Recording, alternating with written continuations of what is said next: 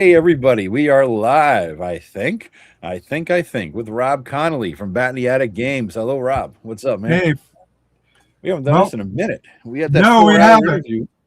I think we had the 4 hour interview and then we talked ourselves out. We haven't done, we haven't done one in a while, man. Yeah, I'm glad that we're talking. I've been missing Yeah, our yeah. Look, conversation. yep, we are live on my channel, Rob, and we're live on your channel. It looks like great, great. All right, we're Yeah, live on YouTube. Excellent, excellent. And we already got 19 people watching. Holy shit. Holy yeah. shit. And Rob, you got 10 people on your 9 people on your channel. I got 6. You're beating me. And this, guys, is the launch. And there's the Well, link. I put it on my Kickstarter, so that has 800 Oh, backers. cool. And by Cool, the cool. way, if That's smart. you're a backer and you're watching it, I appreciate your patronage. Very cool. Your Very support cool. really helped a lot. Yeah, this is the launch of Rob's official launch of Rob's YouTube channel. He's had it for a minute. He hasn't had any videos up there, but now we're launching it. So No, I there it saved is. the first the virgin spot for you, Joe. Yeah, that's it. You're popping your cherry with me, Rob. Is that what you're saying? Is that what it You is? can say that, Joe. Uh, so there's the link, guys. Bat in the Attic Games on YouTube. Go check it out. Subscribe over there. How many subscribers you got now? 28 subs. Let's try for 50 by 28. the end of this thing. By the end of this show, we'll try for 50. Okay. All right. And we got all right. We got a question. North Texas Game Convention highlights. Rob, you were there. I Yes, wasn't. nope. And How'd it go? Did you like it? it went well. It was my first time, so Yep. Yep. I learned some things about when things happen socially. Yep. But What do you mean? I What do booked you, a game each day. what do you Uh, mean? You learned some things. What is it? What do you mean? What did you well, learn? the Knights and Knaves guys, the old school guys, had a room on a floor I didn't become aware of until they already held their thing. And Oh, okay. Yeah. next time I know to look for it because Yeah. Yeah. I do hang out on the Knights and Knave forum with the Osric Yep. guys, and I like Yep. to Yep. see some of them. Um, but I ran a game each day, Mm-hmm. uh, Thursday, Friday, and Saturday, and I ran a new sandbox adventure that I'm working on, the Okay. Domain of the Rat Lord. It takes Yep. place. It's a you would know it as a city state adventure, but it's set in Eastgate, which is going to be my version, my original version of it. And basically, it's got all the favorites from City State: vampires in the sewers, you know, Nice. thieves guild, the various thieves guild up to no good, and the players are have to deal with it. And then I ran Scourge of the Demon Wolf again. Mhm. The first Okay. time nobody had played it at North Texas, so I figured Yeah. I'd Yeah. run it out there. And then I ran another playtest of the Seats of the Russet Lord. Dude, you got to publish that fucking Demon Wolf thing. You've been working on that and running it at cons for years, man. Just bite the bullet. Get that shit out there. Do it. Do it. I Get already it done, done. man. I already quartered the way through the second edition. Good. Good. All right. Good. Yeah. That's what I'm working on as we speak. Excellent. Excellent. All right. All right. And you have something new. You have this bad boy just came Yeah. out. You This got the bad boy soft is back? really Did you get good. the hardback or the soft? I got the soft cover. Yeah, I got the soft cover. I like the way it lays better. But thank freaking God he did it in a real size instead of the digest shit, man. Thank God. You know? And it's a Well, font is people good. like the digest for the rule books, so, and I don't skimp on the font size on the digest either. Yeah, no, yeah, the digest because I'm, the most best edited book in the history of RPG books Yes, here. yes, yes. This one, who's that editor again? Oh, me. Yes, yes, yes. No, yeah, you did a good font on this. It's cool. It's cool. But I do like Right. the bigger book. It just feels But better in your hand. but everybody seems to like the art. That Oh, yeah. This is one piece by Rick Hershey of Halfling Yeah. Village. I think one of my favorite is. Also, for people who don't know and get the book, I put up the What's that? section in the upper corner, so you Yeah, can quickly yeah, yeah. flip your way through and see where you're at in the book. Yep, that's very cool. That's very cool. So I'm looking for the Wild North. There it is. This is one of my favorite pieces. Yeah, the art in this is fantastic, and anybody who's followed me for even a minute and a half, you know that I don't give a fuck about art generally. It doesn't do it for me. It's okay, good, whatever, But some of the art in this book, I mean, it's just I've said this before to you. We agree on a certain realism in our art styles, right? Mhm. We like it to look real. We like it not to look like over the top strange shit. And that's what I'm looking at here. It's like it's all looks like it's a real pencil drawn picture that's of something that somebody saw in reality. Yeah, There's nothing fantastical about it. yeah. You That's know, why like that's why I like Rick Hershey and what. see that's just a fucking dude fishing. You know Well, what I mean? It's just that's real. another Richard Luschek Yeah, piece. Actually, he's yeah. not fishing. He's pulling up amber, Okay. little clay nodules that if you break apart, you might find amber inside of it. All right. All right. I mean, it's just like here's a scene. I love the scenes. Like, Mhm. a horse in a carriage, a guy on the boat. It's like they're scenes. I agree, Munzer. Art is nice, but substance is essential, and you're going to get more substance than you can fucking shake a stick at in this book. I mean, it's a well-developed world. I mean, you've been working on this forever, basically for 40 years in one form or another, and now it's finally coming to fruition. Yeah. And I Yep. see you use the same style of maps Yep. as these books, Oh right? yes. The Harn books, which you got me I sucked tweaked it a into. little bit, but Yeah. yeah, I'm a big fan of the Harn style, and Oh I yeah. figured out how to do it, and everybody seems to like it. Yeah. Because Another, you like Harn. I'm out with $500 because of your love of Harn. Because I didn't realize when I started backing these Harn hardcover books that they were endless. Apparently, there's never an end to these fucking books, well, and there's the so end to the kingdom because here's the last one. yeah, fucking thank God. I mean, I think I just backed what they said was the last one, so I hope it's the last Well, one, but I'm out it's like not. $500 because I'm a completionist, you know? It's not. It's not the last one, Joe, because now they can have the Son of the Kingdoms, which has all the other kingdom articles in there. Tapping out, don't care. Nope, not buying them, not buying them. It's like, no. Yeah, I agree Uh, that black and white pencil is good stuff. Thanks, Aaron Wraith. I'm glad you like my Majestic Waterlands. And yes, I am also working on the RPG. I'm focusing on Scourge, but I do take a short amount of time every day to write and to do some more editing of the Majestic Fantasy RPG. That's going a little slower until I get Scourge done. But Now, this is the Majestic Fantasy RPG, right? the basic rules. They The want basic rules. the They full want the rules. full blown. Yeah, Yes. it's going to be in 4 volumes. The manual of the 3 adventuring arts, which is the player's handbook, the Domesday Codex, which is a monster manual of NPCs, and for example, it will list all the people of a typical village and give you the stat block, just like you have a stat block for orc or children. Yeah. And then the legendary and the fantastic, which is going to be the monster manual, and then the role of the strange, arcane, and mundane, which is going to be the referee guide and has the magic item stuff. This is this debate we've had for about 7 years now, Rob. Just fucking call it the player's handbook, the monster manual, the NPC book, and the DMG or referee guide, dude. Nobody knows what the hell that means. just say where they are instead of the translation, man. Sometimes you got to do things because they're fun, and I find All there's fun. And here's the thing: there is going to be a distinct subtitle, so nobody's going to get confused looking at All the right. cover as to So this. put the title in 3-point font and the subtitle in 30-point font. There's my recommendation. I will take your recommendation under advisement. All right.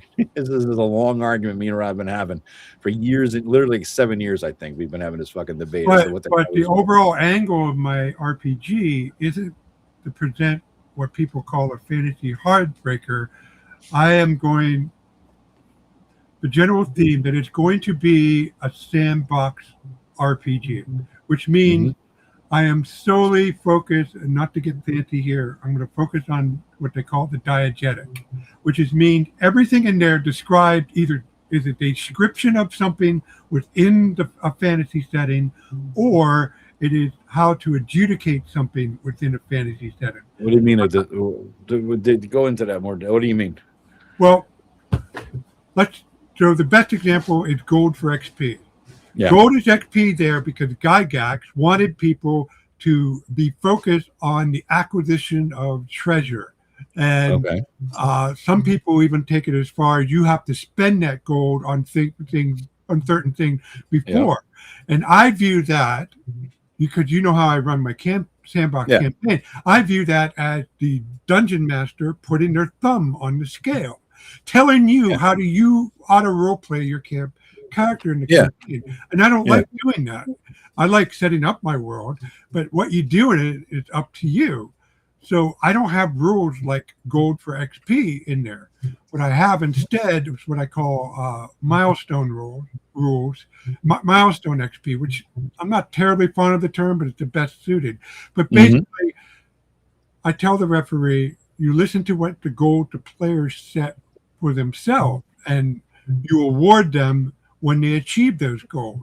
But you don't set goals, they do. So if they decide to take out the Lich's Tower, then they should get XP for that. But more than that, if they choose to do something ambitious, of course they're going to get more XP for that. And not only that, if it's a multi-step plan, I advise them and explain how you award stepping stone, as they do. Okay, you got to get together your army, you got to do your reconnaissance, and then finally you got to do your probing, and then so you get XP along the way until you finally take out the Lich's Tower. Yeah. But you're not telling the players what to do. They hear about your world and say, we're going to do that. That's what we want to do. Yeah. Yep. Okay. All right. Makes sense. So that's going to be my shtick, what's going to make me distinct against, adventures dark and deep, swords and wizardry, even though I'm going to remain compatible with swords and wizardry. Yeah. Okay, it makes sense. Will we be able to buy the books individually?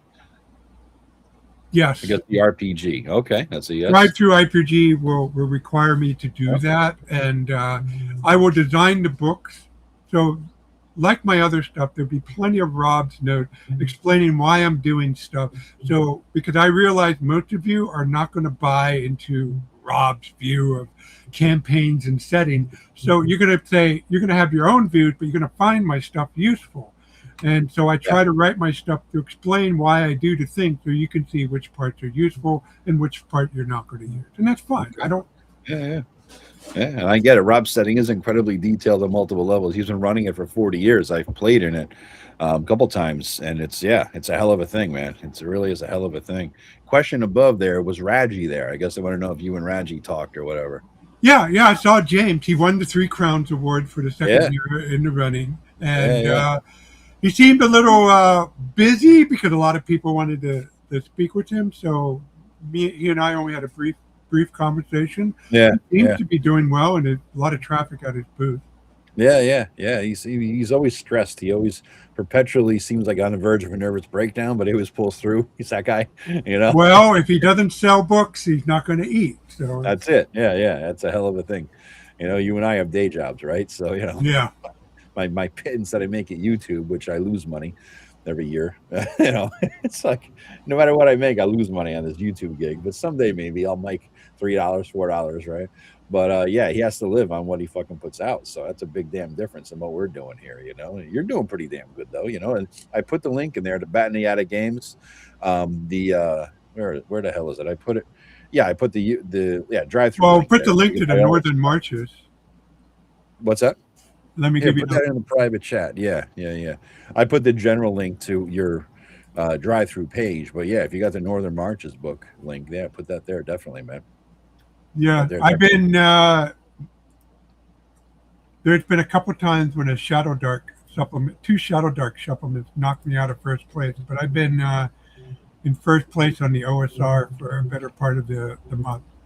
I know, and that's for Black Marsh, right? No, Northern Marches.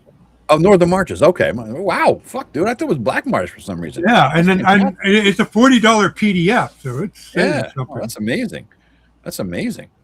Damn, dude. Yes. All right. Yeah. So I'll put the link. There's a link to Rob's blog there too.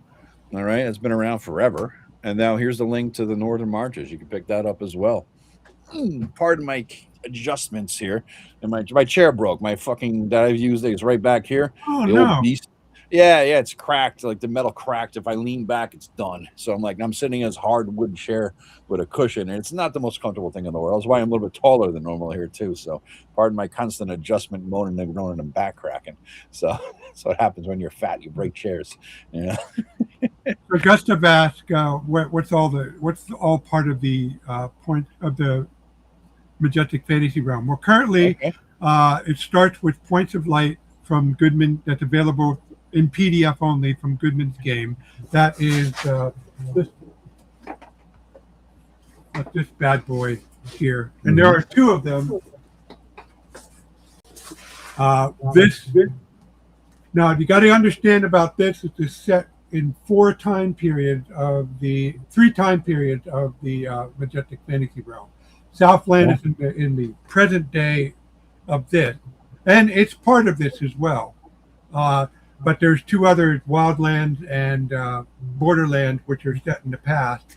And there's a plane of one of the Majestic Fantasy Realm deities, Sarath. And then this, it actually takes place a century after this, when some of the bigger powers of the Majestic Fantasy Realm discovered their version of the New World. So these are three settings and another outer plane setting set in the New World. Then there's Black Marsh, which is free to download. So if you don't want to shell out $40 for the PDF, yeah, and it's also here. Black Marsh is in here, and it's also a free download. Right, Black March is a good way to get a taste and see if you like my style. And then the Isle of Piade is this guy right here. This is for my this was the setting I wrote as the example for how to make a fantasy sandbox. Now, to be honest, this started out, I had this setting. I used the Majestic Waterland. That's my version of Judges Guild Waterland for 40 years. But there was a time I thought, I want an original setting. So I made my own original setting. And I drew a map and everything. I never ran it. So when it came to how to make a fantasy sandbox, I was writing for the Majestic Waterlands at the time. Yeah. So I decided not to confuse things, and because I didn't want to pay royalties to Judges Guild. This is my original work. So I set it in there. But I do have a place for the island of Piade and the Kingdom of Isle in the Majestic Fantasy Realm, which will be... It's Piade, right? We had that discussion. Piade, right? Because it was like Gatorade, Piade. Because I was talking to you. I'm like, well, how do you pronounce it, Rob? Piade. It's going to be located here. It's hard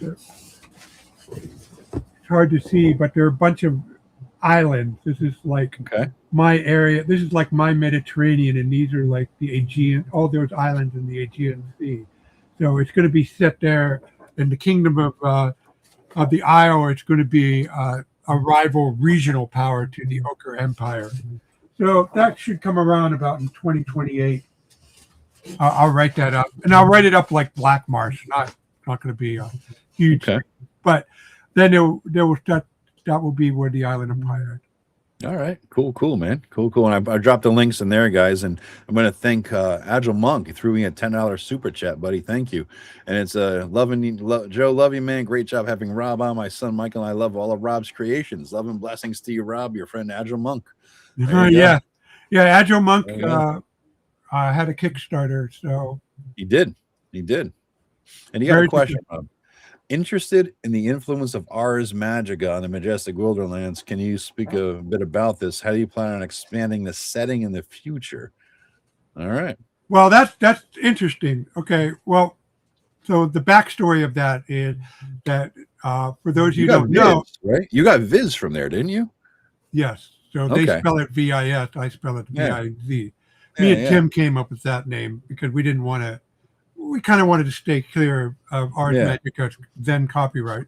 Mhm. Okay, so for those who don't know, I ran the Majestic Waterlands using GURPS for 20 years.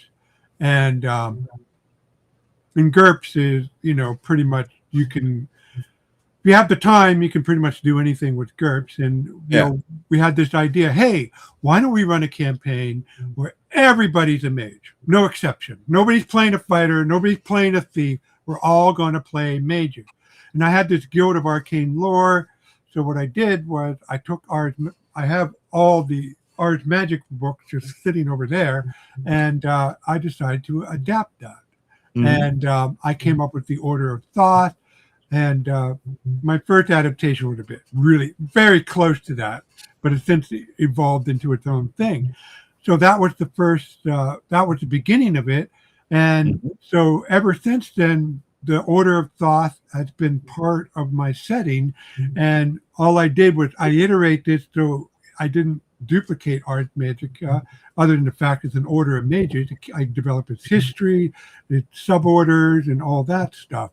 And now the interesting thing is for Atlas Games, as a result of their funding the revised edition of Ars Magica 5th edition, put the entirety of Ars Magica's corpus under Creative Commons.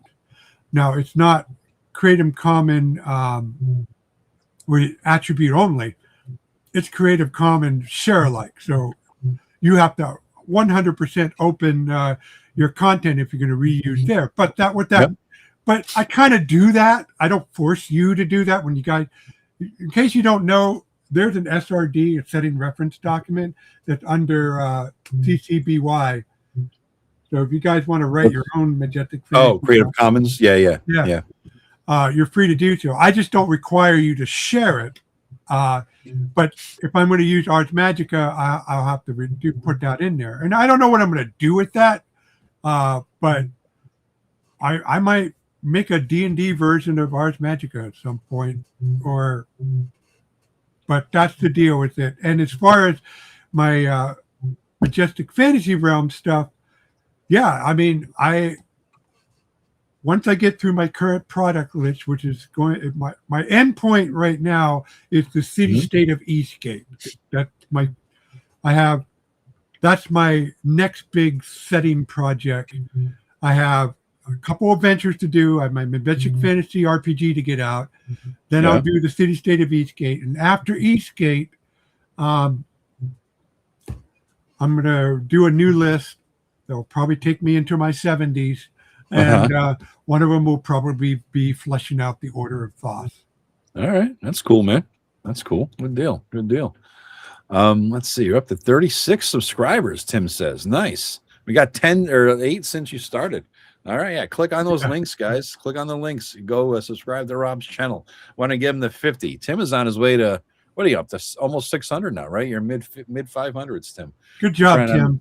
Yeah. I'm trying to get him monetized. I want to get him monetized by the end of the summer, by Labor Day. That's the goal. So everybody go subscribe to Tim Short's channel as well if you're watching this. Actually, what the hell is Tim Short's and if I just saw Agile Mike said about the Creative Commons. One more thing about Creative Commons is I don't know what my family is going to do with my writing. In 20 years, 25, 30 years, I'm not going to be on the earth anymore. But this way, by putting it under Creative Commons the way I do, it will ensure that anybody gets invested in my setting, because there's a lot of younger folks in the OSR. Yeah. Great, but they don't have to worry about me continue on. Once, they can just do their thing.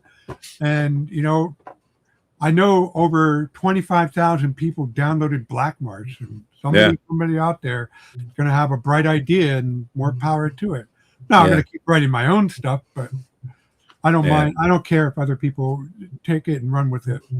Yeah, no, that's funny, because I remember Eric ran that a million years ago in the advent of, I guess it's been 2010, when it was soon after you released it, I guess. Whenever the hell you released the first version, it was soon after that. And I didn't know what it was. And it was like, oh, this is kind of a neat setting. First time I came across Viz, and he's running it. And remember, he was always jumping from one place and system and setting to another. And I couldn't keep track. I'm like, fuck. And then fucking 10 years later, I realized it was yours. I didn't know. You know what I mean? Because I wasn't running it. It was him, and I found it. I'm like, this is familiar. And I said, didn't you run? Oh yeah. Oh shit, it's Rob's. Yeah, that's good though. It's really good. I like And it. then you got to play in several of my campaigns. I did. Make your own mark. Yeah. No, it's fun. It's a fun thing. You got great world immersion, which is what I enjoy. You know, it's world spanning and world immersion all at the same time. You know, so that's what I really like about it. We have a similar approach in style, and we have a similar like appreciation of art. But I think that we're both like forever GMs. We will play in other people's games, but we prefer GMing, right? Yeah. I mean, it's the world building, man. You know, it's that world building aspect. You know, it's funny enough.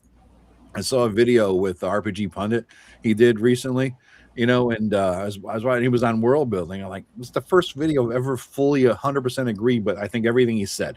You know, granted, I'm taking a shower and while I'm listening to it, but it's I may have missed a couple of things, but I'm like, damn. So I reached out to him and said, dude, we got to do a video on world building. We have this similar approach. So we're going to do like a live stream this week at some point on world building, maybe he and I. So that'd be fun.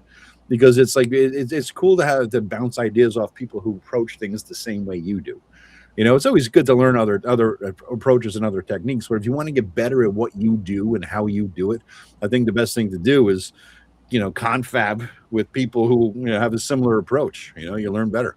Yeah. You know, a deeper appreciation of things. You know. Yeah, and what I like to do in that regard is that my day job is I write software for metal cutting machines, and some of them are basically automated production lines, and so I have to think. My training is a system engineer in terms of software development.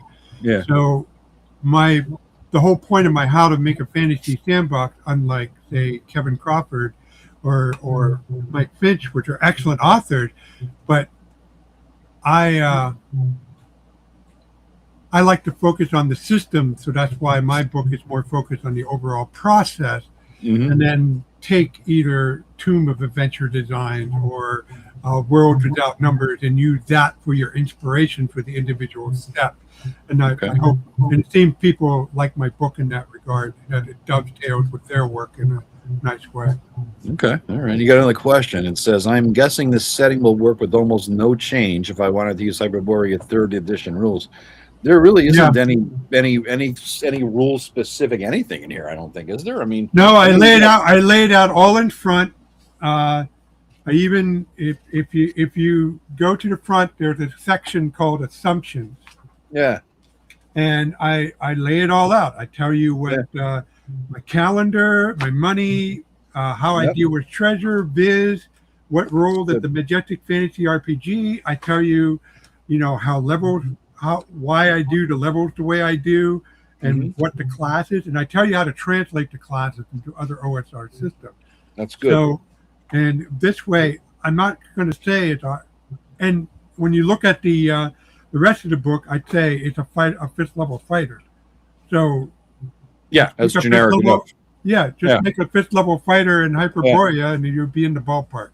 The only thing specific to your game system that I saw in here, and again, I didn't read every page, but was the price list because you're using the dreaded D system. I don't know what that. I still don't know what D stands for. Daenerys. What is it?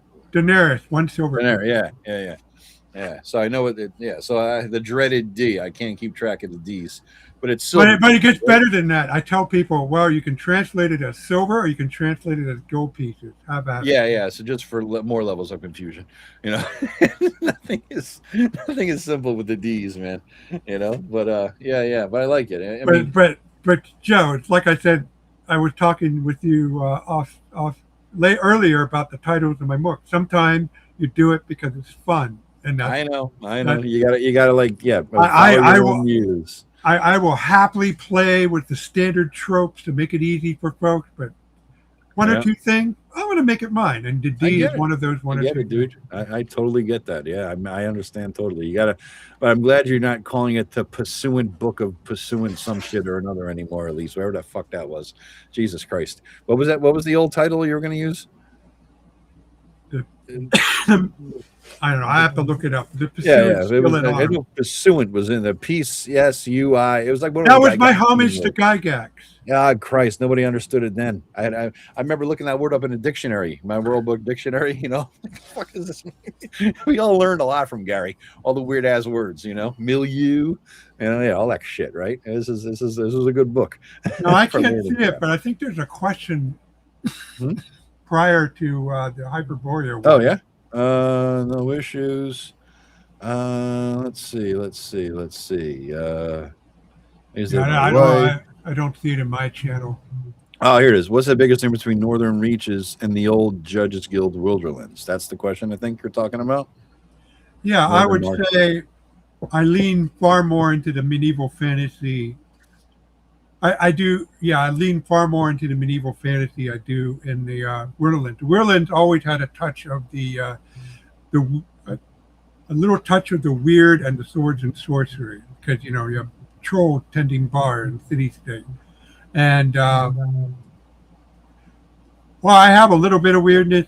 Most of I like horror, man. I'm sorry, so I go more with the medieval fantasy. Okay. But on the other hand, with Legacy of the GURPS, I simplified. Like I only had orcs and goblins. I only I only had one type of dragon. While in the Majestic Fantasy realm, I still have those dragons that I had in what I now call them the Great Dragons. But now I still have all the multicolored dragons. I have Okay. bugbears, kobolds, all basically I have the standard classic OD&D monster manual. I make sure that wasn't in the Majestic Waterlands, but it's Okay. now in the Majestic Fantasy realm. Yeah, you had a worm type dragon or something, right? There's a higher level type of true dragon or something like that in your world. The Great Dragon. Yeah, I remember that. Yeah, there was a whole different level of dragons. I didn't quite understand what it was, but did you keep that or no? Yes. Okay. Yes. So they started out as the guardian of. So in the Majestic Fantasy realm, as explained in the book, there are no outer planes. There's an astral plane, but it goes to nothing. What are outer planes are actually bits and pieces of space-time pinched off by the god and turned into their home, but they remain physically connected to the world. Somewhere in the Majestic Fantasy realm is a way to get into the home of the god. And one of those places is the Abyss. And the Abyss is, but unlike the home to the god, the entrance to the Abyss is sealed. And it's the seal is powered by the chromatic crystal. And the dragons, the great dragons are the creatures that's delegated by the gods to guard the seal from anybody trying to steal the crystals and open up the seal to the Abyss. But unfortunately, people being people fucked around with it and managed to convince some of those dragons, hey, you would have more fun if you come with us to live in the world. Some of the dragons chose to violate their oath and go and live their oath. But the problem is the dragons don't quite have free will the way we understand it. They see all of space and time at once. Okay. However, the exception being the mortal races, the elves, the humans, orcs, all those have free will. So if they work with one of the people of the mortal races, then they can influence them and through them they can have a choice about their future. What they instead see is like a range of possibilities. So they try to get the mortal to tweak things the way they like it, and then they tell them go away because they don't want to change. They whatever their ideal is, they want to keep it as long as possible. Now, with all that, you'd think that Rob is a pothead, but no, he's a teetotaler. He doesn't do weed. He doesn't do that. Nothing. You would think with at least mushrooms going on upstairs with all that, the quantum theory shit there, but no. Somebody that's asked in another timeline. I'm a physicist or something. You're channeling your pothead self from a different timeline in the parallel universe. But somebody asked, what channel are we supposed to be supporting? Well, first and foremost, mine. I mean, that's the most important channel. Both of ours. Right? but yeah, I put links to both Rob's and Tim's channel in there. So subscribe to both. Click on that, subscribe to both. But support Joe up here. He gets more out of it than I do. Yeah, I have more fun on YouTube. Rob does it incidentally, you know what I mean? But he's going to dive in. He's starting his channel with this video, with this live stream. It is simulcast on his channel, and he's starting his channel up. So he's going to have some more content over there. So Rob is becoming a YouTuber. Yes, and most of my content at first will be a podcast, not video, but a podcast that I do every Monday night with another group of friends that I met through the forum, is the RPG Ancient.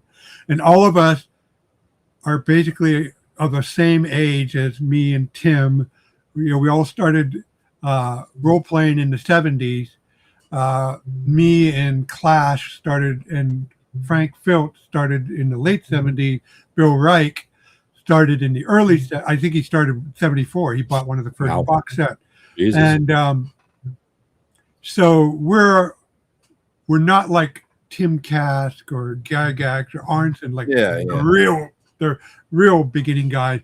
We're like part of the second wave, and so we just share an insight. And the biggest thing about our channel that makes it distinct is we solicit questions and we answer them all the time. Where is this, Rob? What is this on? Is this on YouTube, or is this on Spotify, Apple, or what is it? It's everywhere but YouTube, and it's my job to put it on YouTube.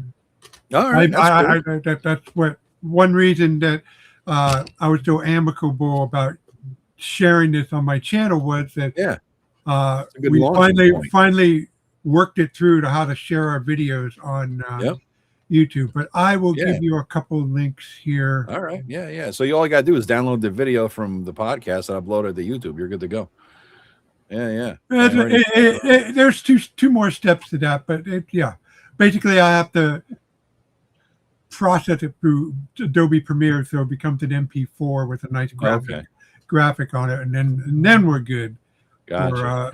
Tim is taking issue with some of your representations there, Rob. He says, "You are older than me. Do not lump me in with your ancient ass. You are a whole different dragon category." So there you go. Oh, fuck you, Tim. And you're only 2 years younger than I am. 2 years? How old are you? Are you 60 yet? I got to be fair to Tim. When I first met him, my Dodge Polara was older than him and Dwayne. So it was my grandparents, and my grandparents couldn't drive anymore, and my dad took custody of it. And then when I got my driver's license and I needed a car, they said, "Rob, you can drive the Polara." And tell you, that thing was a battleship and a half. It's funny. My father stopped driving a couple of years ago, and I bought this car off of him, and this old Honda, and it's 13 years old, and this fucker still goes, and I'm gonna drive it till it's the Fred Flintstone mobile, until there's nothing left of it, basically. Yeah, Agile. No, I didn't get a haircut, man. It's just fucking hot. It's just hot. It's just I got it back. Well, I hope the electrical system does better in your car than it did in my Dodge Polara. Really? Was that bad? Oh yeah, every time if you took a corner two shot, everything on the dashboard flickered off and on. Oh yeah, and the doors. Tim knows about the doors. I do remember the door story. All your fucking shit flow out the doors. That's so I have these. The infamous box. Oh yes, the infamous box. This is funny. I'm gonna do another legend, but this is the infinite box. I still have the OG original box that Rob lugged around everywhere with all his fucking shit for everything. So I used to have two of these filled with my RPG stuff, and because that's all I actually owned back then. And I would have these in the back seat. And one day I took the corner too fast on Diamond Park, and it flew out and scattered everything. The box was still intact. I mean, it's the box is high hit points, high AC. Yep. These old wooden milk crates are something else. But So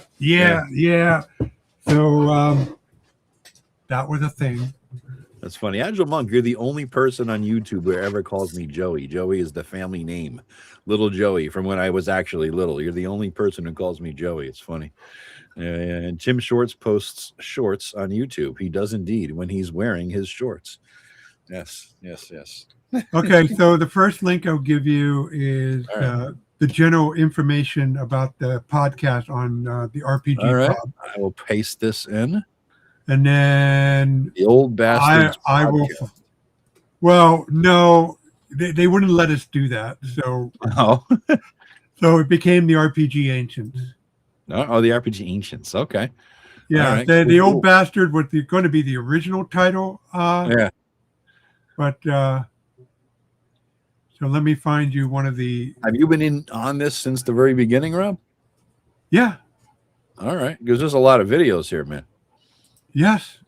And I got a lot of work to get this shit on YouTube. Yeah. No, But I still got to figure out how, because obviously we want to solicit questions. So that means the current video, we're going to start have to posting the current podcast so people hear the answers to the question the following week. But got all this old stuff.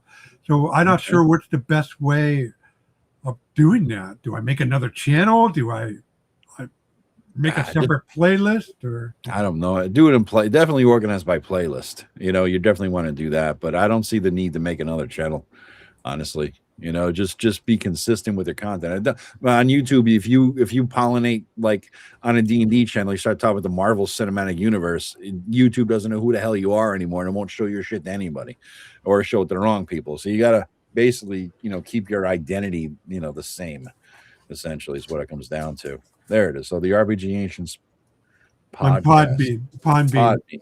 Is it on like Apple and Spotify? Yes, it's everywhere. Hold on. All right, cool. Yeah, give a Spotify link, dude, because that'll be actually here it is. You could click on any of that and find it. Spotify, Apple. Yeah, it's right there. Okay. Okay, So you thank got God. about 10 of them so far. Huh?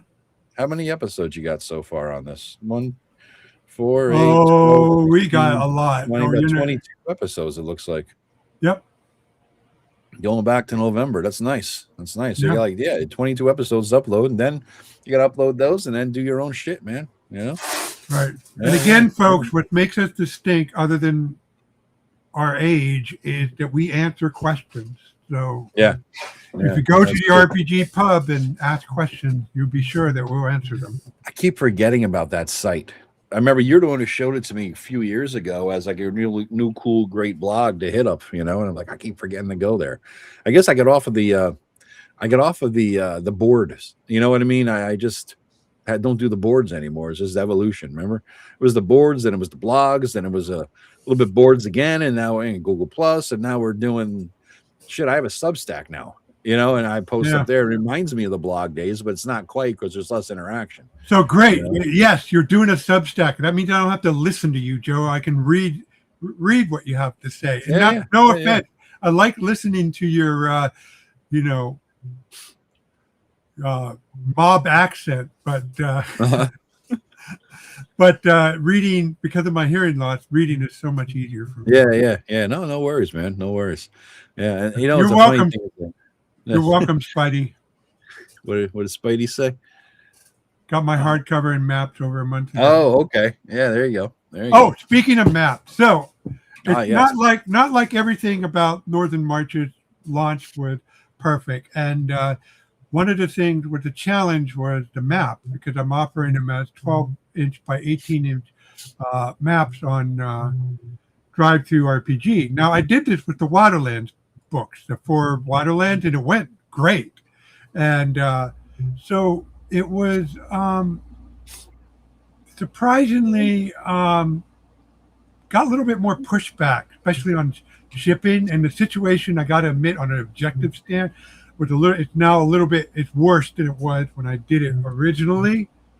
And I wish I thought of this earlier, but I was so focused poster map that I failed to see it. But I figured out a solution that killed a couple birds in one stone. First is store sales. The stores, I realized. What? Store? What? Stores. I sell to a few stores. Okay. And they don't really like to handle the posters. Yeah.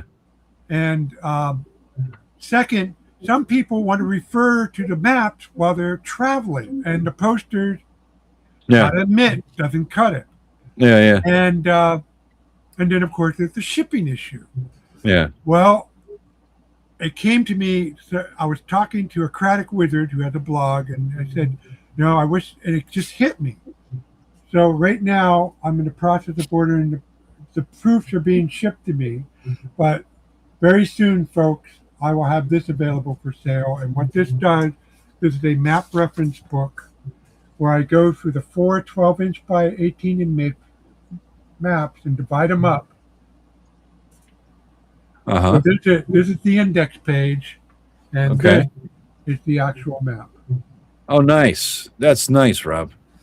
And this is good because everything that you did wrong, I'm going to learn from when I publish my shit. So this is nice. Keep fucking up. I'm going to learn. Okay. And the other thing is too, I put these in as well, just in case. And the other thing I did too is I released a couple reference PDFs for download, so they get into print here. So these are like the travel reference. Oh, nice. Yeah. And like then, DM screen level stuff, things that help at DM. I reprinted the encounter tables. Nice. And then finally, I reprinted the indexes in here as well. That's actually perfect, dude. That's really perfect. That's perfect. I like that. I'd rather have that. I mean, I'll always take a big poster map because right? Because poster maps. But I would rather have that. How do I get back to normal here? I'd rather have that than if I had one or the other, give me the book of maps. Oh, and for those of you who want to learn how to do this, so if you notice, I have generous overlap. I didn't try to make these mapped edge to edge, so you can kind of see this in so as you can see, as I go through the Black Marsh region, you get a nice view, and you're not going to be like diving into this corner trying to pick out. To see no, that makes sense. That makes sense. Now it adds a little bit more pages, but I think. Did you call that the Atlas? I called it the map and reference sheets for the Northern Marches. Just again, back to simple. Just call it an Atlas. That's what it is. It's like it's an Atlas book, right? Think about it. Oh, okay. I know. You got to have your own flair in there. You got another question here. Where the hell was it? Any more info you can share on the Dawn Wars? Also, the map book looks great. The Dawn Wars. Well, basically, I borrowed a little bit of Tolkien's cosmology in that there is God who created the universe, and he created what I call the children races, the elves and humans, and he sent basically angels to teach them how to live, how to live together, how to deal with the world. And straight up, you stole this from the Anunnaki, didn't you? This is completely the Anunnaki story. I can see. Well, there's differences in that the elves came first and then humans came later. Yeah. Here, they were both here. And the basic premise is the elves were to take care of the world. They are the guardians of the world. And the humans were there temporarily. And nobody knows why, but because the one... That's the name of God in this world. The one didn't explain it, but just said train them. But, however, because everybody was together, people got the idea in their head, hey, we could do better with this world. And matter of fact, we can do better than the one. And so a bunch of the deities, I called them lords, a bunch of the lords, the elves, and the human became a faction. They became known as the demons. They revolted. They won, controlled the world for an age, while the surviving deities and the surviving humans and surviving elves fled and organized themselves a resistance movement. And the demons, they couldn't do much with the elves, but the humans, they mutated. They used magic to mutate them into the perfect servitude races. At first, they tried to make halflings, dwarves, gnomes, but they had too much free will, so they started mucking around with people's minds, and they came up with the orcs, the goblin. They started making animal-human hybrids like the lizard men, reptile men. But eventually, the rebellion grew, and it grew strong enough that it overthrew the demons, and when they won, they created a chromatic crystal. They created the abyss and threw the demons into the abyss to be in prison. So that's the Dawn War show.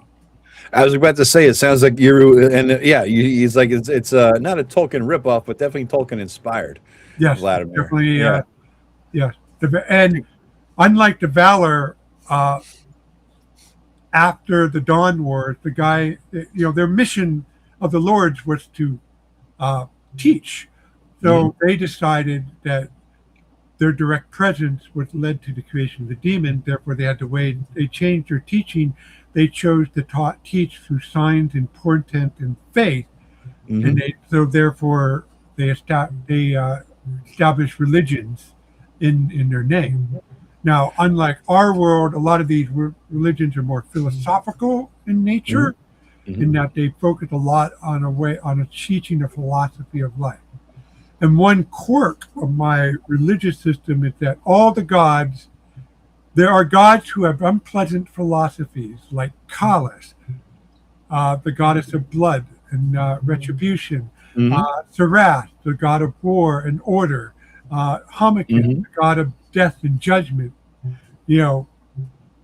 However, all the gods oppose the demons, and the only irredeemable evil in my world, in the majestic fantasy realm, are the demons.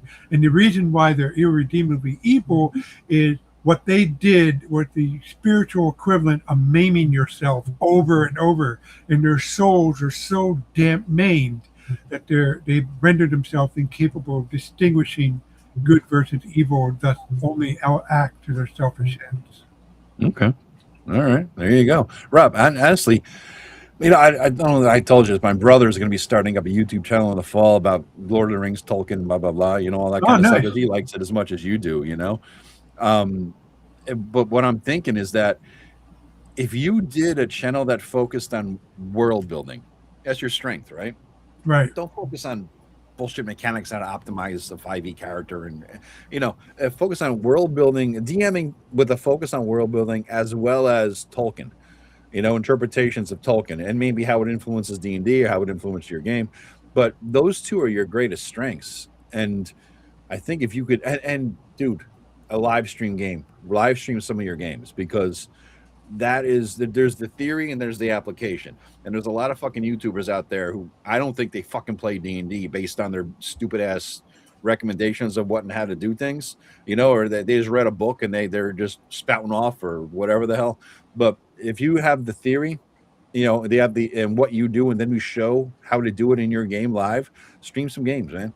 And the people learn more from that. Well, it has to be with the group of players who are willing to put themselves out there like that. So it's a little bit more complicated than what you're making it out to be. So. Well, I know, because I'm looking for looking for a certain type of group as well for mine that I'm going to start in the fall. So yeah, I get what you're saying, but you need a certain good mix. You need a good mix of people, But yes, but if you can pull that off, get your theory down, gather a group of players. I mean, who the hell knows? It might work, man. It might work.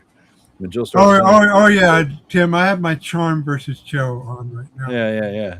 I'm not wrong. No, you can't say I'm wrong on this one, right, Tim? No, I remember something that Tim said earlier that I'll be right back. All right.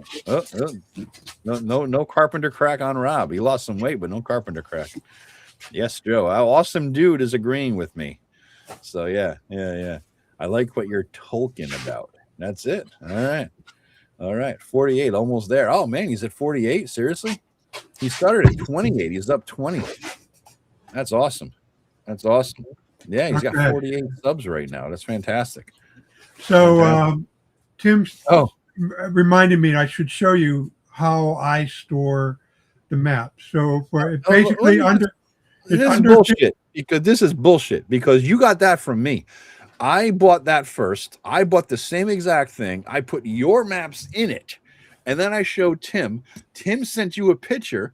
And then when we talked a year later, you're like, oh, you're the one who did that. I said, yeah, and here's the fucking link from Amazon to that folio. So I got two of them up there, right up there with all of your maps in them, right up there. Yeah. So I want to do you one better, as you see. So okay. Here is. So as you can see, it works perfectly, and you can get these for under $50. Yes, so they're not cheap. They're not cheap, but they're not expensive either. But they are sturdy and worth it.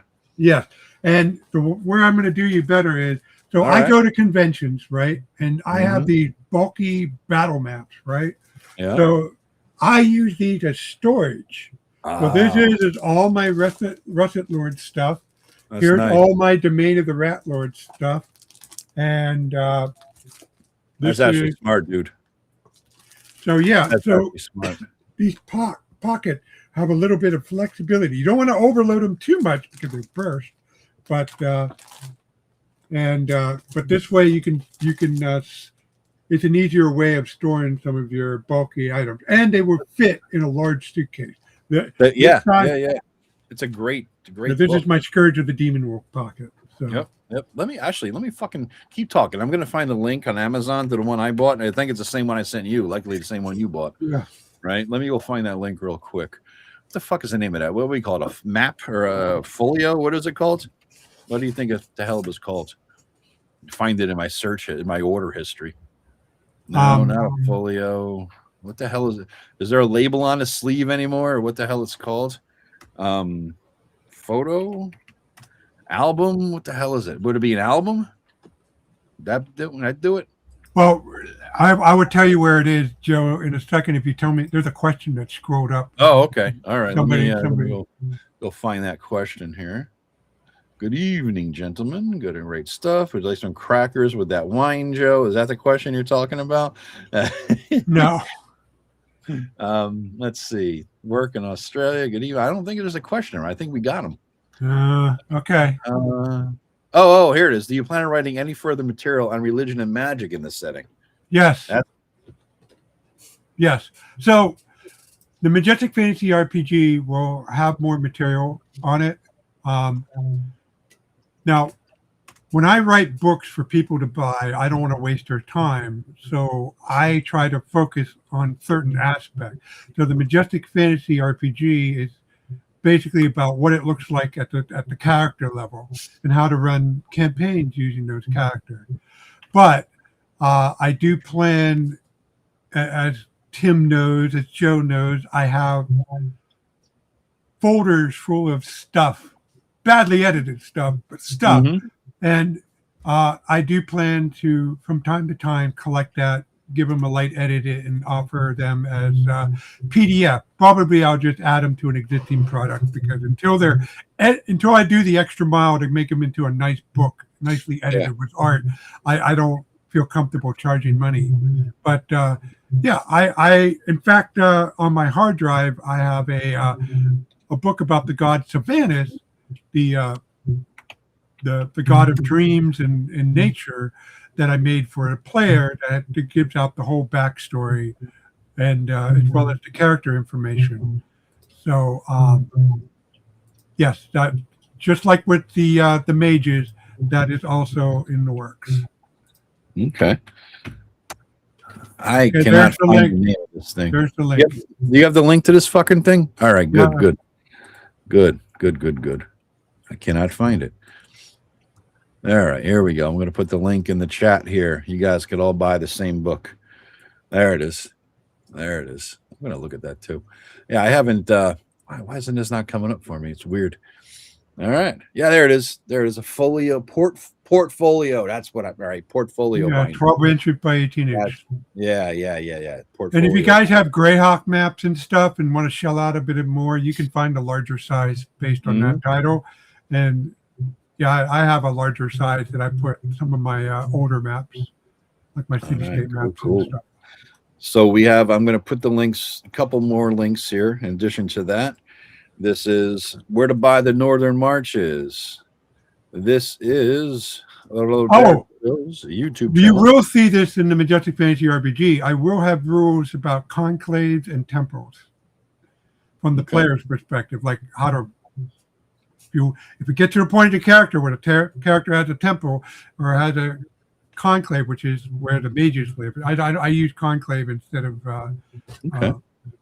what Art Magica uses. But yes, I'll have a light set of rules so that you know how much silver or how much gold you want to spend and how to maintain them and the things you can do with them. And like everything, if you want the hyper detailed stuff, go to Adventure Conqueror King. I even though I like the detail, I like to take a step back and make it a little bit more approachable. Even though the math behind it, it's more like a case. It's not like I don't consider the math.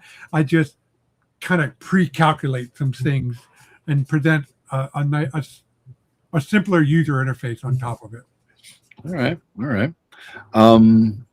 Let's see. Tim is busting my balls. Fun, of course. So Rob, we're coming up on an hour here, so I know we got to go. But what's up next for you? What is your next project? It looks like this Kickstarter is fulfilled, right? You're done. All right. You're all set. What's next? The next three things you're going to see this hit the stores. Yeah. Obviously, that's building off of that. And the Scourge of the Demon Wolf is I'm not going to do a Kickstarter for it because I paid for the art. And I'm doing a light edit, but it was already edited. And then this fall, probably late in the fall, I should do a Kickstarter for the Majestic Fantasy RPG. And like my other Kickstarters, the writing will already be done. So the Fantasy RPG is all 4 books. Yes. All 4 books in one Kickstarter this fall. Is badass, man. It's awesome. It's awesome. Yeah, so I'm gonna have to work on the pricing of that. That's gonna be a bit trickier. I felt I really skated a line with. As you'll notice that the soft cover was the same price as the PDF, and the reason is when I calculated all the price, it's the poster map plus the book. Yeah. So it's not. I can't sell them as a bundle on drive-throughs. It's a limitation of their store. So when you look at that, it's $40 for the PDF, but you get the maps with the PDF. All right. But if you buy the physical book, well, you still got to buy the physical maps if you want the physical product. So it's $20 plus the $40. So the soft cover really is $60. Yeah. Plus shipping. Yeah, that's serious. Jesus. So RPG, so it's Demon Wolf coming up and edit. But first the map book, the Atlas, the Demon Wolf book, and then the RPG. All 4 I mean, I'm redoing the cover for Scourge of the Demon Wolf. It's still going to be the 3 hexes like I normally use, but instead it's not. It's good as Jason Schultz's did. I think Richard Leschek can do better, and I'm having Richard Leschek doing the front, and then for the back piece, I've engaged a single piece from Rick Hershey. All right, sounds good. And you're very welcome, Amarace. There, looking forward to MFRPG. Very cool. That's a perfect way. Wait a minute. One more thing about the MFRPG. Yeah. You guys can follow my my design notes, my drafting over on the RPG Pub. And I will get you that link, and then we can sign off. I like MFRPG, motherfucking RPG. I like that, Rob. It's badass. You're punk rock there. That was unintended, but I'll take it. Take it. Yes, go with it. MFRPG. So for those of you with my basic rules, I have all the classes out there. There you go. Take a look and check it out. He's giving it away for free, boys and girls. Giving it away for free. Well, there's going to be another editing pass, and trust me, there's already one substantial change to one section that I realized midway through. Rob, you are at 51 subs here, so you managed to pull off 51 subs, kicking ass. Everybody subscribe to his and Tim's channel here. Tim's up to 532. It's going to be 600 by the end of next week. That's the goal. And guys, we have 64 watching, but I got stuff to do. I think had stuff to do. He has a game. And then those of you who subbed, look for drops of the RPG Ancients podcast. All right. Sounds yes. Links are above there too. All right, guys. Thank you very much for watching this long. Much appreciated. Rob, Thank you. Appreciate your support.